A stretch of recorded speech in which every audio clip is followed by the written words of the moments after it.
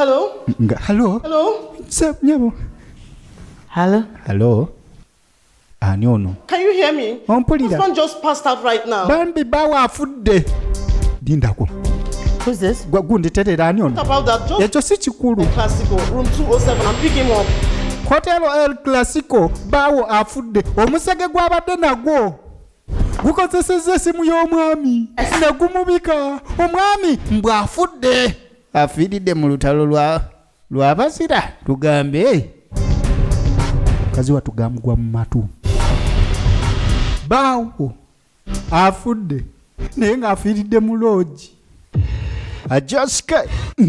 Alright, ate firimu yaffe katujolekere bulabalaba awatali kumala budde. It's my boy VJ Joshke.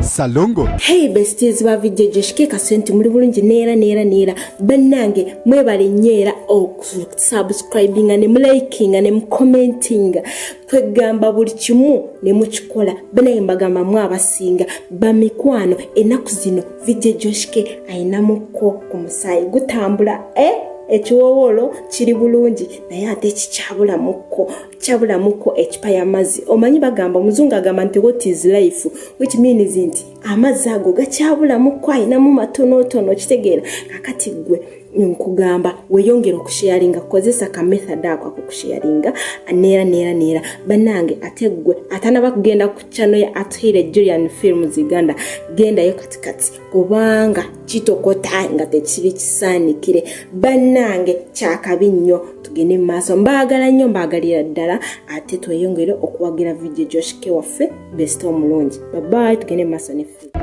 Yes, okay, ate yo bamwisa Atuhaire Julian nkugamba tino genda ko ku YouTube channel ye bagita Atuhaire Julian Films waliyo films ate gwalabe bina Uganda wagire bina Uganda ate lwakubati bili modified muko ate lwakinedda omulabiranga ddala genda yo subscribing ate lwakinedda searching Atuhaire Julian Films katwolekere filmu yaffe olunaku olwaleero. Come to think of it. Yes, okay, wetwakome wenyini wetandikidde. It was the one that I saw at Greenland Hotel. Kati mukwano gwe yamugambye kirowooze kukakasa si yeye gwe nalabe ku Greenland. Wasn't the one you saw? Why si yeye? Ono ye yalabye bbaawe nayo n'akyamuwakanira. He was like, how can I be on board a plane? Nambuuziza nangamba naye kati mazima ddala nsobola nti okubeera ku nnyonyi ate era nembeera ku Greenland. Tekisoboka. Damn good investigator. Namugamba ne mukwano nze kyemmanyi oli muntu mulungi mu kunoonyereza olaba otya? He was actually en route Abuja at that 2:30. Wonoonyeza obukakafu n'oŋŋamba nti no ku ssaawa ezo 8 n'ekitundu yabadde mu Abuja nga si yoyo gwe nalabye ku gundi. Kwegamba ono mwana muwala mukankusi ye wekituuka ku investigation alimo kuba yali akola ne Banuwalu Katamba mwene TV. Otegedde ensonga eyo kati fundaye mukwano gw'ekigambo kye yamuwadde ne kimuwa ndowooza ey'okubiri n'agamba Trisha is right. ono Julian ayinza okuba omutuufu. Trisha ye Atuhaire Julian age Uganda.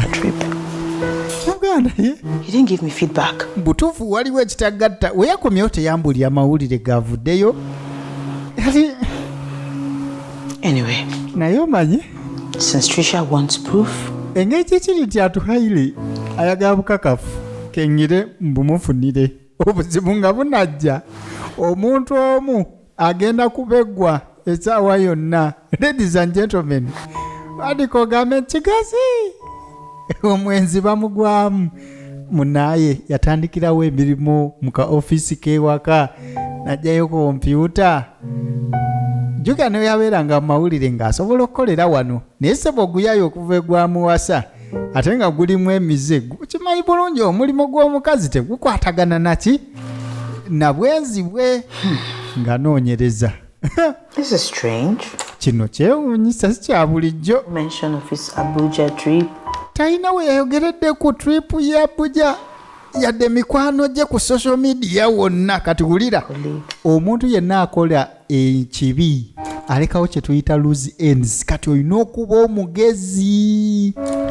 Tuli ku ddagala lya benzi kitundu kyakubiri erina obutundu mwana tubugenda kubeera ate buna bwokka.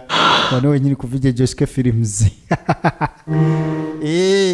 Ati channel ziri bbiri waliwo VJ Joske 1 Films Official ne VJ Joske 2 Films Official. Kati osanga part 1 ngeri eno nga part 2 eri manya nti gwo mugezi ddala ku YouTube gwamanyiwe kali onyiga bunyezi kafaananyi ka channel wansi w'ekigambo wansi w'erinnya lya firimu ate obanga osanga firimu endala zonna ng'otukidde ku channel ya VJ Joske Films Official 1 oba 2.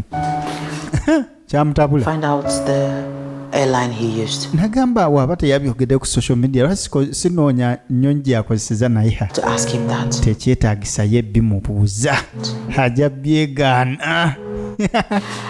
Omanyi kabeeko gwenkubira essimu baasi kati atandise okugyayo amasimu agaakolanga.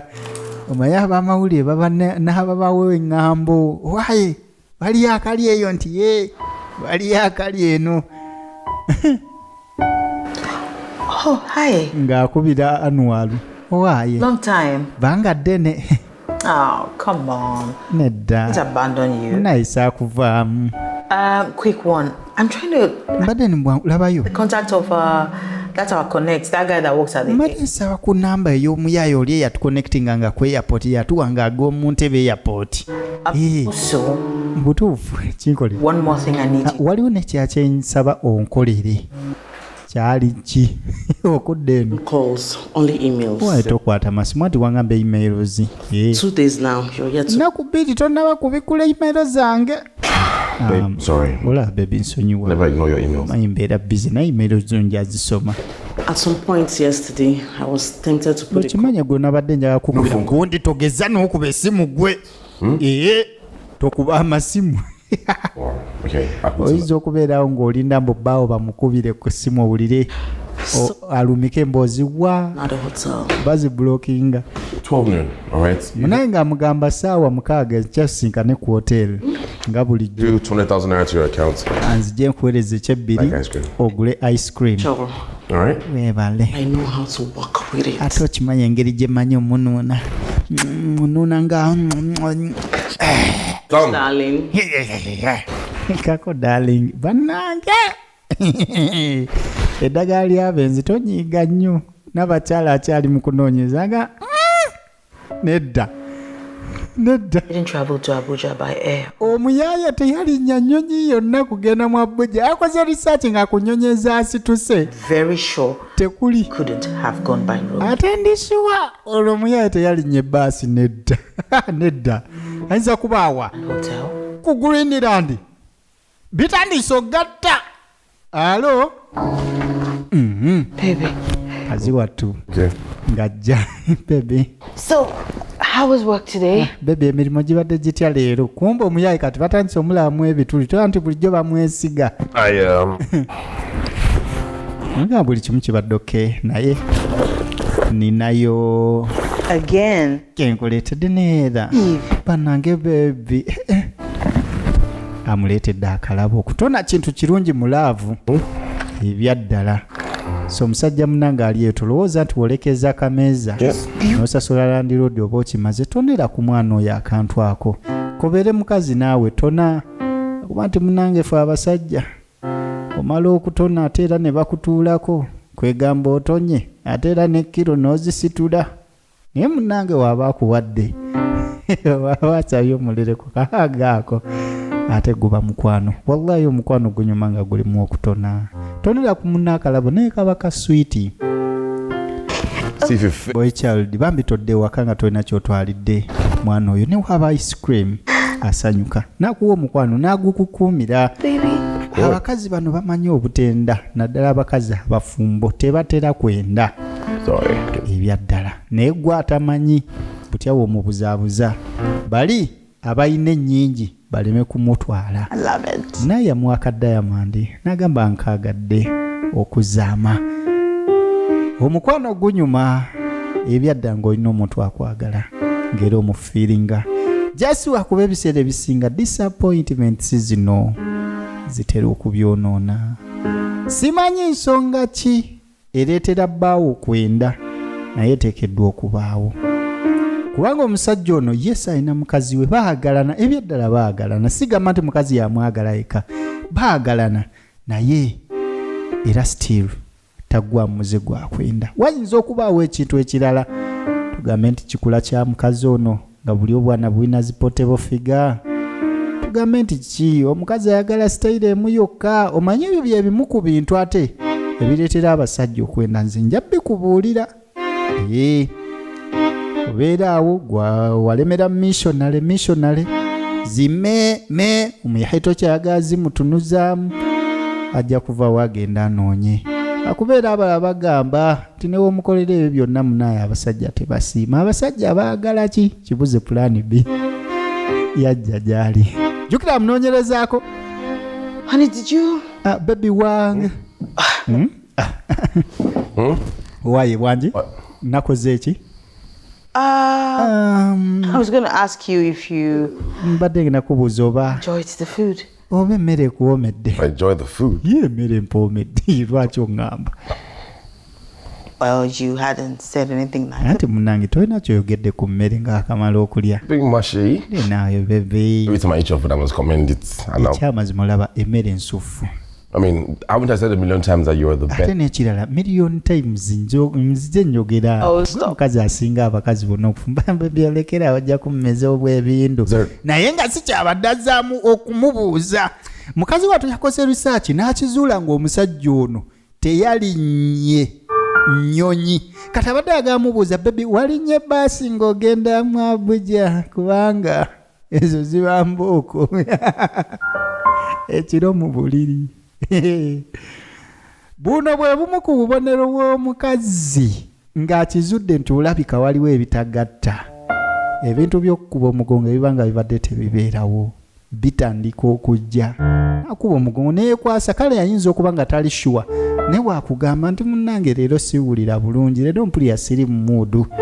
Mukwano ng'omanya otulo tubabula ekiddako kuba kulabiriza.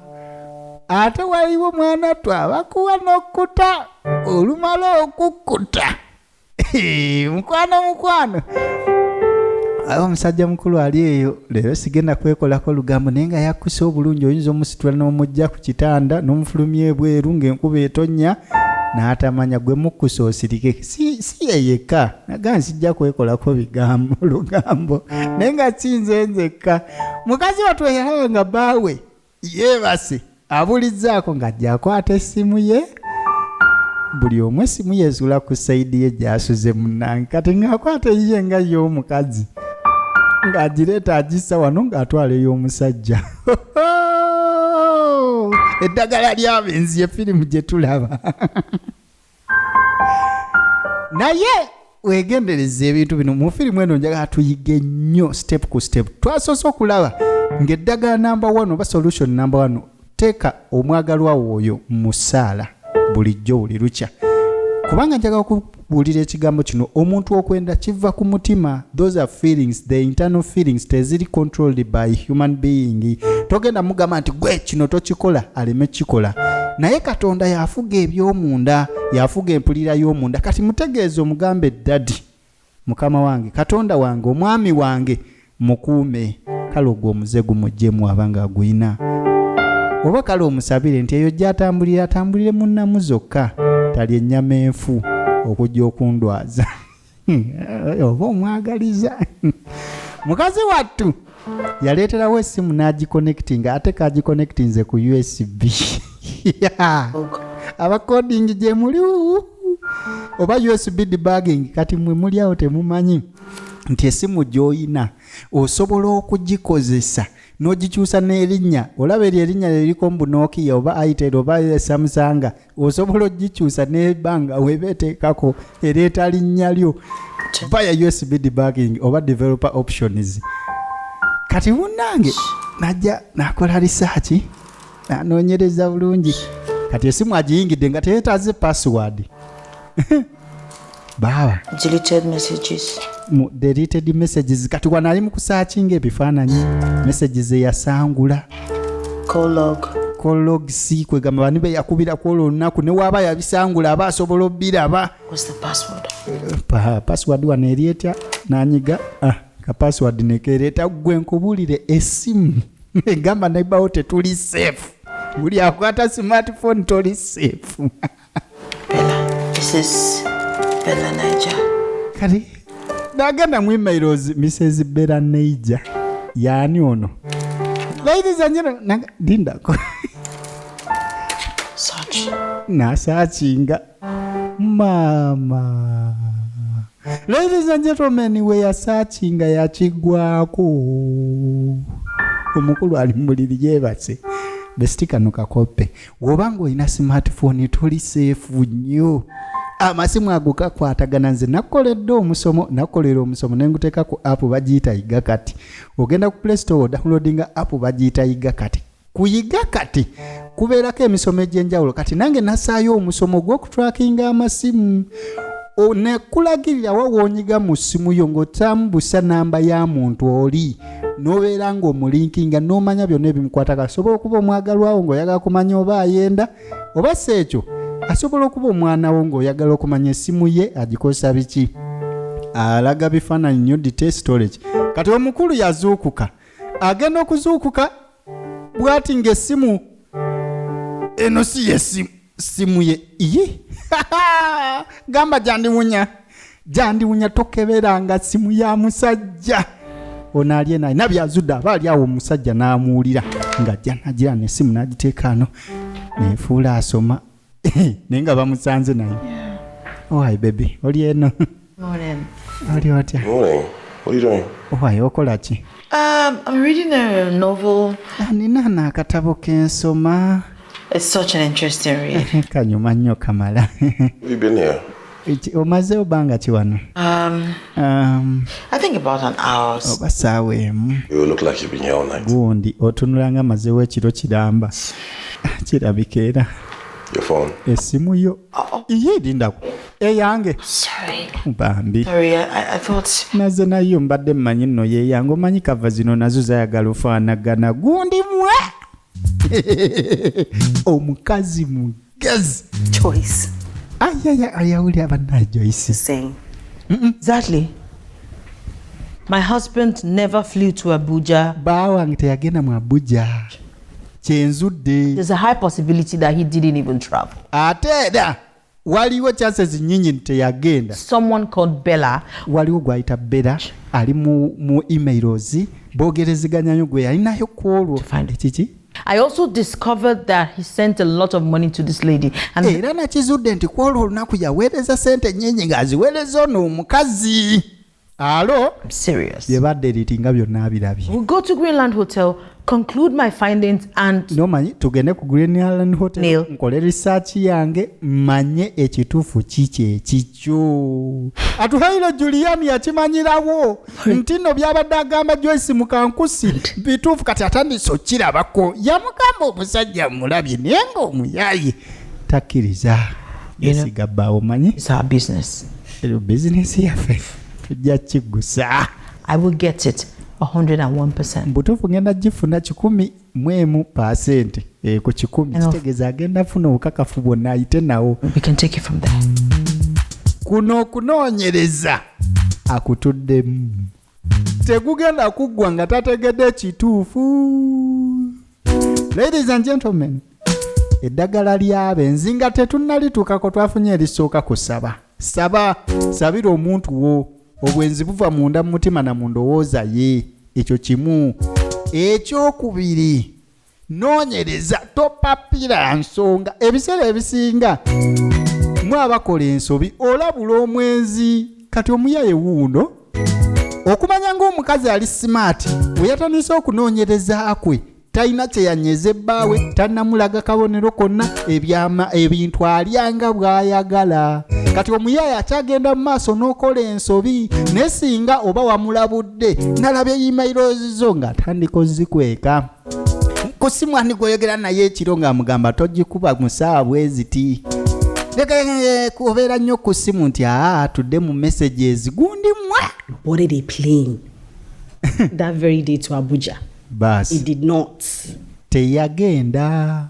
I can tell you that your husband was actually at Greenland. Wallahi njaga okubuulira bbaawo yabadde ku Greenland. Because your husband that I know. Nze bbaawo mumanyi. Never. Tasobola kumbula. By road. Nembutufu ate nekya tasobola tambuza baasi alinnye baasi oyo. If he lies about something like this, what other things? Wabula singa aba alimba ku kino olowooza aba nimbye bimeka. Kumba oguyayi guli mu hoteero ndala era neera n'omukazi nange. I'm on it. Namugamba nkiriko. Get to the Aba ali wano. of it. Essimu neevuga. Essimu nga bankubidde. Hello? Hello? Hello? Nyabo.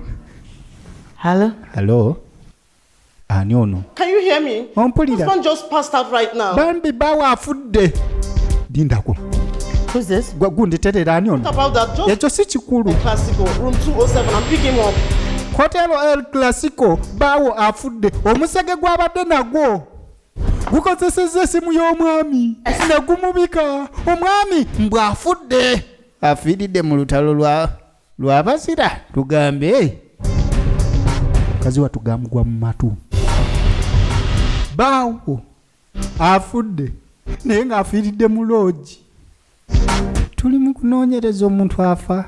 Alowooza firimu egenda koma ku kitundu kyakubiri terina obutundu buna teyafa. Bamuleeterawo mu ddwaliro. Bamusanga embeera mbi gwe ekikuteesa ku oxygen si mmere kunywa.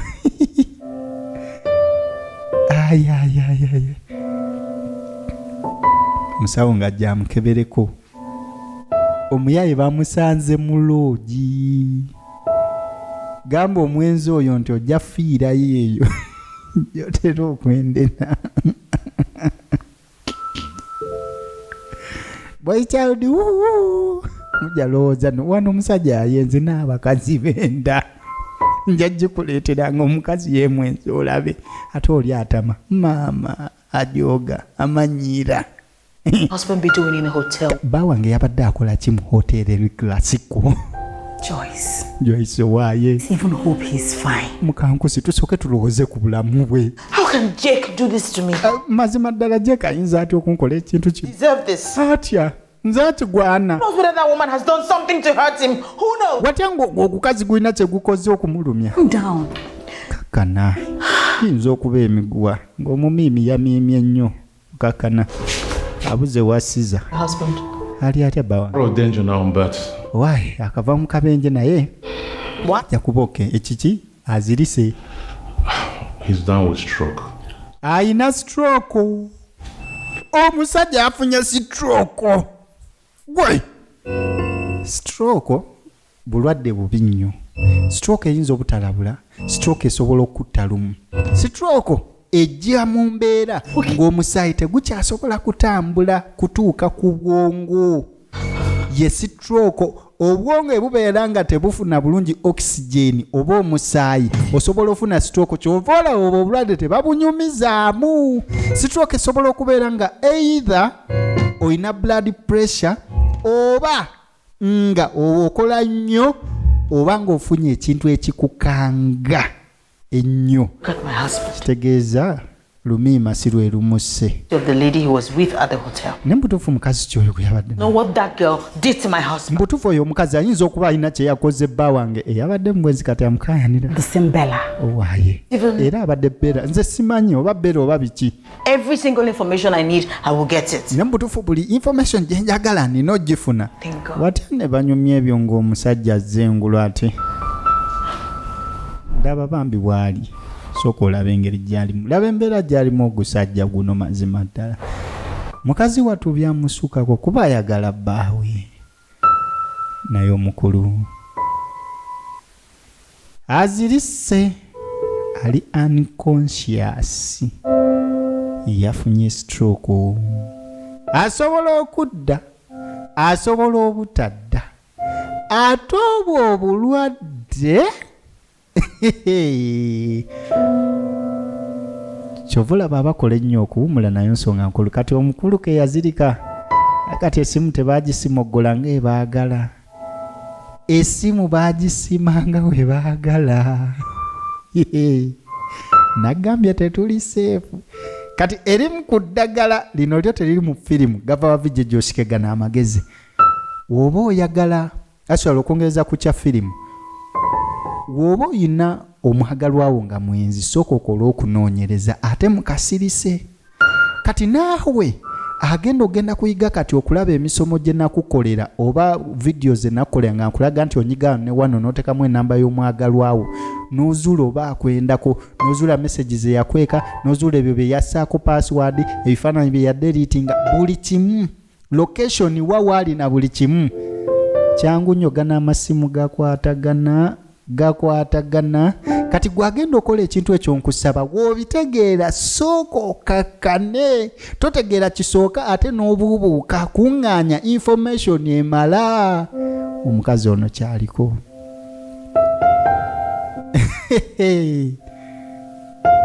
gwe yanoonyereza n'asimugana banaye yafuna time emala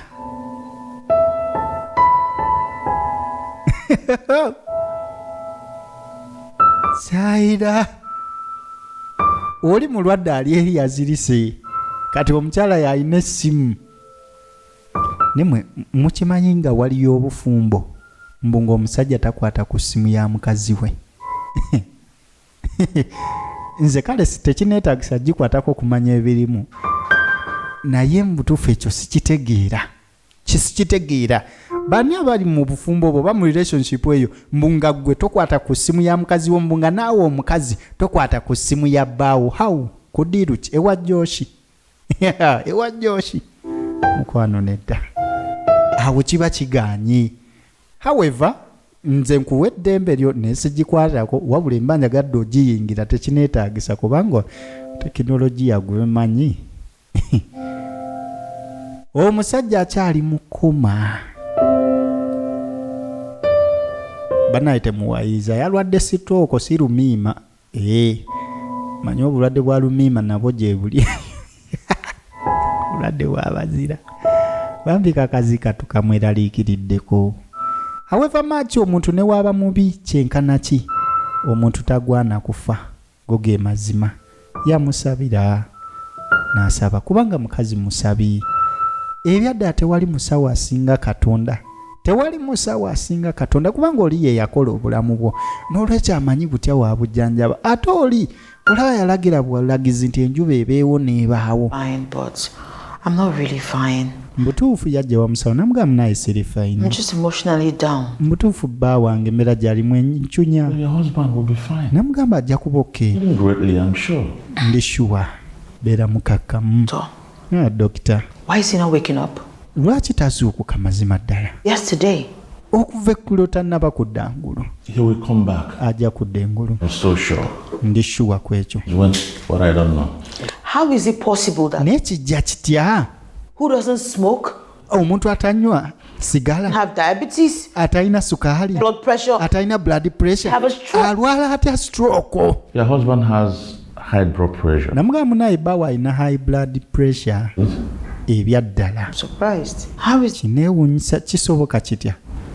He has been here for check-up. Munaye bulijjo abeera wano ajja n'akola check-up. Kati omusajja alina pressure naye abadde tagamba nga mukazi we. Ye mbeera evuddeko obulwadde. Kati gwayenda waliwo embeera gy'ogenda okutuukamu nga tolina magezi. Ebintu byonna biveeyo. Mwaka akadde simanyi bw'onaanyumya. But ennaku z'omubbi zibaana zokka. Egenda mu maaso. Isimu ya boy video Josike Best nkusaba liking commenting ate lwaki nedda. Munaye omusawo nga jamukeberako.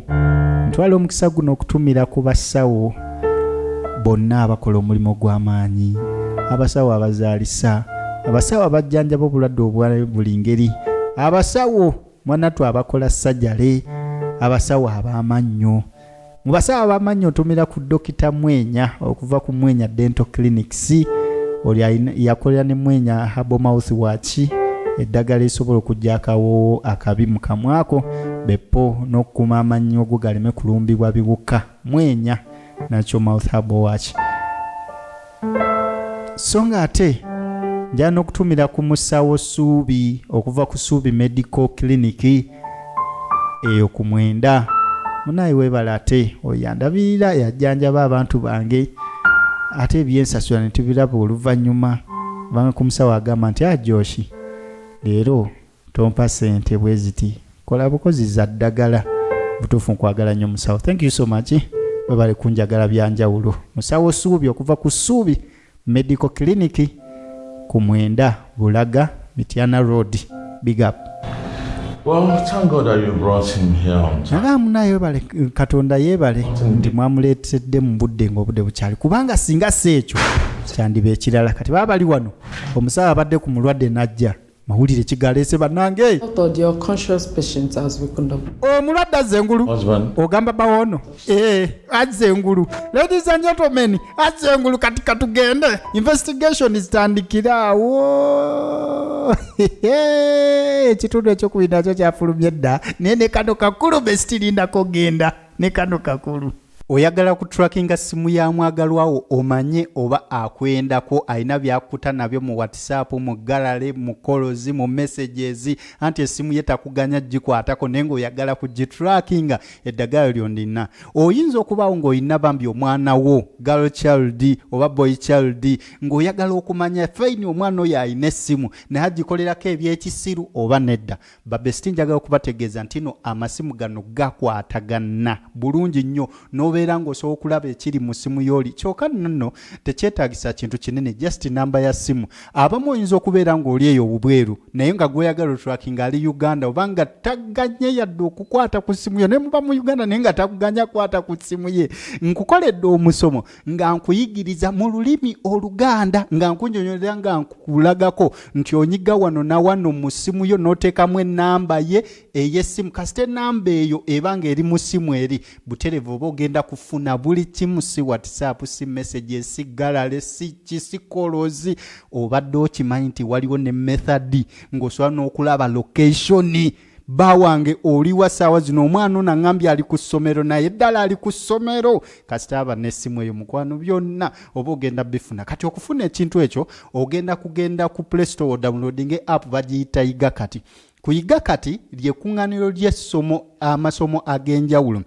Kati nange nga Vijay Joske nabakoleddeyo omusomo ogw'okutrackinga essimu y'omuntu wo omanye byonna ebigikwatako. Kati odownloadinga app ya Yiga Kati ogenda kunoonya omusomo ogwo kweguli yiga okutrackinga essimu y'omwagalwawo okitegedde ekintu ekyo. Kati onoomala okukonamu eyo video ojja kuba onyiga enroll. Omusomo guno gwakusasulira naye nga guli ku office hours zino emitwalo oba 3 oba osegere kati duka mangu ng'obudde bukyali okategedde ku Yiga Kati genda ku Play Store downloading app bagiyita Yiga Kati ogenda kuba ng'osobola ofuna access ku simu y'omuntu wo oyo awatali kumala budde. Nze nkubuulidde bino bye babendako nga muli awo ebintu temubitegeera nze ebyo tebabinkola ku tekinologi yona eyajja nakuyigiriza wana wawe olina okunyiga mu simu yo tekemu enamba y'omwagala kyokka nno kwogwa omusomo nakuwadde method zeza nya nga buli method ekola ne woba oyagala kulaba location y'essimu oba y'omuntu woyo azonga azalina essimu oba osobola okubiraba byonna ne bye yateeka mu password byonna bannange lwaki neero gojja gwegenda ku Yiga Kati waliwo n'omusomo kuyigiriza enkozesa ya Yiga Kati how to access Yiga Kati kati nagwo weeguli gunoonyeeko kugamba ku Yiga Kati gye kiggweera downloading app bagiyita Yiga Kati. Simyo boy Vijay Joske see you besties n'obwenzi naawe tubugobe.